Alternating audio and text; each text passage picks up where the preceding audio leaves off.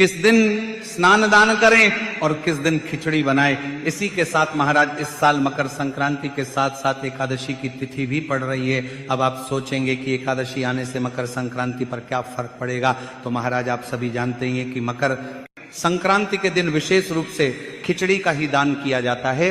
और खिचड़ी जो है ये कच्चे चावल और कच्चे मूंग की दाल से बनाई जाती है और इसी खिचड़ी का दान किया जाता है। लेकिन महाराज इसी दिन साल की पहली षट्टिला एकादशी भी पड़ रही है, इसीलिए भक्तों के मन में यह प्रश्न भी आ रहा है कि इस साल खिचड़ी का दान न करें तो फिर क्या दान करें जिससे कि हमें पूर्ण फल प्राप्त हो। तो महाराज मकर संक्रांति का सीधा संबंध सूर्य से है।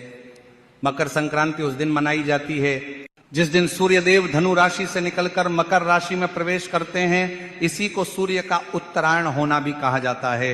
अब महाराज इसे ध्यान से समझिए कि उत्तरायण का अर्थ केवल दिशा परिवर्तन नहीं है, इसका अर्थ है कि सूर्य की किरणें अब धीरे धीरे पृथ्वी पर सीधी पड़ने लगती हैं, ठंड कम होने लगती है, दिन बड़े होने लगते हैं और जीवन में सकारात्मक ऊर्जा का संचार होने लगता है। यही कारण है कि हमारे शास्त्रों में उत्तरायण को देवताओं का दिन कहा गया है, क्योंकि सदियों से परंपरा चली आ रही है कि इस दिन कच्चे चावल और मूंग की दाल मिलाकर खिचड़ी का दान किया जाता है। कहीं कहीं खिचड़ी पकाकर दान की जाती है और घर में भी प्रसाद रूप में ग्रहण की जाती है कि अगर खिचड़ी का दान नहीं हुआ तो मकर संक्रांति अधूरी रह गई।